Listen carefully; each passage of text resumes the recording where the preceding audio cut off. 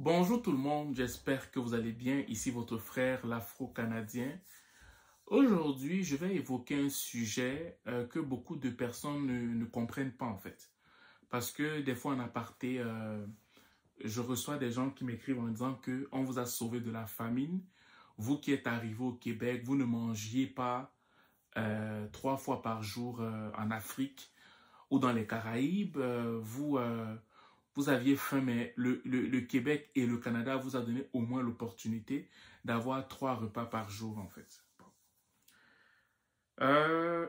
Je parle de ça, pas parce que je veux répondre à un commentaire, mais je veux enseigner quelqu'un qui écoute cette vidéo.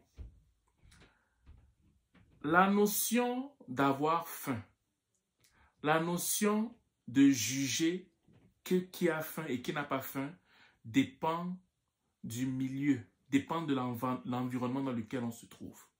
Raison pour laquelle je ne suis pas d'accord avec l'organisation qui bâtit le fait de savoir qui est pauvre ou qui n'est pas pauvre, ou qui a faim, qui n'a pas faim, en fonction de ce que quelqu'un gagne par jour, de façon monétaire.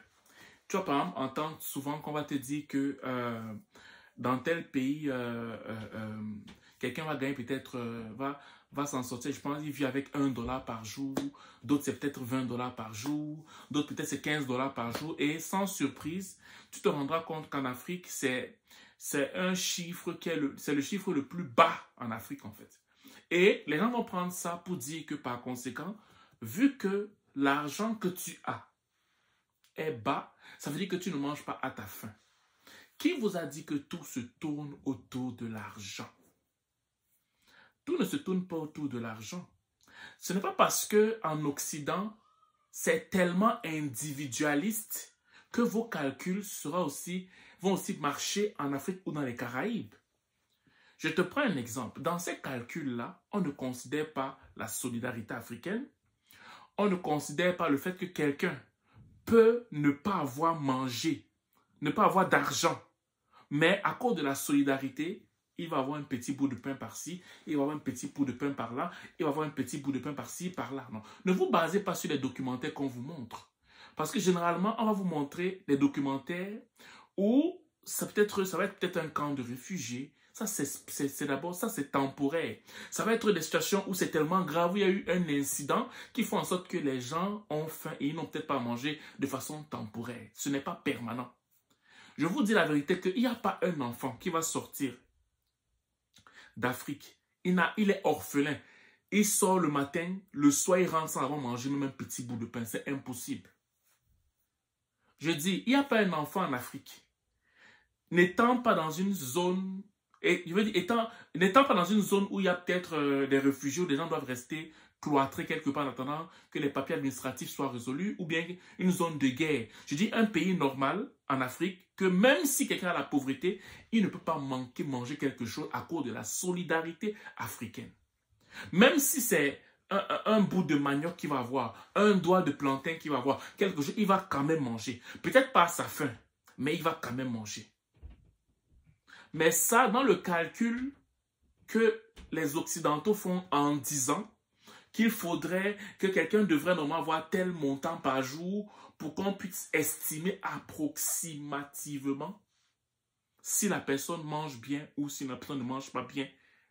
C'est ça en fait. Et je vais même vous choquer. Je vais vous choquer. En Afrique, les gens mangent mieux et plus équilibré qu'ici. En Occident, au Canada, Québec, où est-ce que tu veux. En Afrique, des gens mangent mieux et plus équilibré qu'ici. Là, on est parti dans la classe d'extrême pauvreté.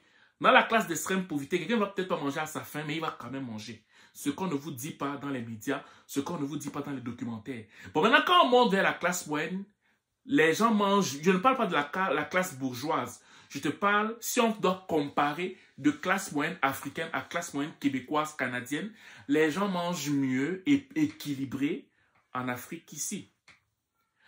Présentement, dans les classes moyennes québécoises, canadiennes, très peu de gens mangent 3 fois par jour. Est-ce que vous voulez nier?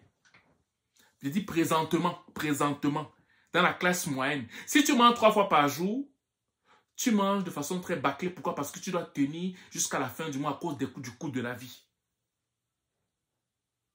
Ce n'est pas une question africaine. Ce n'est pas une question occidentale.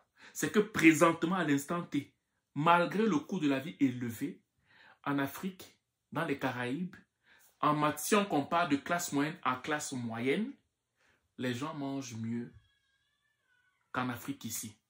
Maintenant, quand on regarde, si on compare maintenant de classe de pauvreté à classe de pauvreté, c'est sûr qu'ici, il y a beaucoup d'infrastructures pour aider. Je veux dire, beaucoup de voies et moyens pour aider les gens qui sont dans le seuil de pauvreté. Mais ça ne veut pas dire que parce que vous avez ces voies et moyens, qu'en Afrique, ceux qui sont dans le seuil de pauvreté ne mangent pas. Ce n'est pas vrai. Parce que dans vos calculs disant qu'il faudrait que quelqu'un ait tel montant pour pouvoir juger que cette personne a 3 repas par jour, bien 2 repas par jour, ce n'est pas forcément comme ça en Afrique. Pourquoi? Parce que ça fausse le calcul dans la mesure où ça ne considère pas la solidarité. Qu'un jeune pauvre peut aller manger chez sa tante, chez sa nièce, chez le voisin. Un enfant qui n'a peut-être pas à manger, il va venir manger chez le voisin. Ça, ce n'est pas considéré dans le calcul. Et ce n'est pas une fois, ce n'est pas 2 fois, c'est plusieurs fois. Ou un oncle qui rentre du village, qui apporte un régime de plantain. Ça, ce n'est pas considéré dans les calculs, là. Donc, arrêtez de penser que l'Afrique, là, c'est le plus gros trou du monde, parce que c'est ce qu'on vous a fait croire. C'est ce qu'on vous a fait croire. Et je vous mets au défi que sur 10 Canadiens qui partent en Afrique, 8 ne vont pas vouloir revenir ici. Je recommence. Sur 10 Canadiens qui mettent leur pied en Afrique, 8 ne vont pas revenir ici. Et je tiens encore à vous rappeler une chose. Pourquoi les gens immigrent au Canada? Parce que déjà, il faudrait savoir que ceux qui sont ici, là, ceux qui ont immigré au Canada, qui ont quitté l'Afrique ou les Caraïbes pour arriver ici, ne souffraient pas dans leur pays parce que sinon, ils ne devaient même pas pouvoir payer la procédure d'immigration. 98% des gens qui ont immigré ici au Canada étaient à l'aise financièrement dans leur pays d'origine. Laissons les réfugiés parce que c'est un cas exceptionnel. Je te parle au niveau des travailleurs. 98% des gens qui ont quitté, leur pays là, étaient financièrement stables dans leur pays. Du moins, ils avaient le minimum classe moyenne. Donc, imagine-toi donc quelqu'un qui est classe moyenne, qui arrive ici. Toi, tu es là, tu le critiques pensant qu'il était dans la classe pauvre là-bas en Afrique. Alors que lui, il était à la classe moyenne. Il vivait mieux que toi ici, là au Canada. Toi qui vis ici, il vivait mieux que toi ici en Afrique. Mais pourquoi il est venu? Tu pourrais me poser la question. C'est parce que malheureusement, en Afrique et dans les Caraïbes, il y a des inégalités de richesse. Ce qui veut dire en d'autres termes que quelqu'un qui est stable, moi qui est stable, je ne suis pas sûr que demain mon enfant aura la même stabilité. Je ne parle même pas de richesse, je parle de stabilité. Moi qui ai un emploi, ça fait 15 ans que je suis dans le même poste, je ne suis pas sûr que mon enfant demain va avoir la même chose. C'est la seule raison qui fait en sorte que les gens bougent. Donner un avenir à leurs enfants ou nous-mêmes nous donner un avenir allant au-delà de ce que l'Afrique pourrait nous apporter. C'est tout. Ce n'est pas parce qu'on avait faim. Donc, à tous ceux qui pensaient que les gens, les Africains, les Caribiens, qui viennent ici parce qu'ils ont faim, n'allez pas là-bas en Afrique ou dans les Caraïbes parce que vous risquez de ne pas revenir au Québec et au Canada. Vous risquez de ne pas revenir parce que la classe moyenne là-bas n'est pas, n'a rien à envier avec la classe moyenne d'ici en fait. Et je ne veux pas, ça ne veut pas pourtant dire que le Québec ou le Canada n'est pas attractif. Je veux seulement faire comprendre à ceux qui ont des préjugés sur les gens, particulièrement de la communauté afro-caribéenne, pensant que quand tu es noir, ça veut dire que tu es pauvre. Faites très attention à cette façon de penser en fait. Voilà. Donc, c'est ce que je vais vous partager. J'espère que cette vidéo va va faire tomber toute forme de préjugés envers la communauté afro-caribéenne au Québec et au Canada. Je vous souhaite de passer une excellente journée ou une excellente soirée, dépendamment du lieu où vous m'écoutez. Ciao.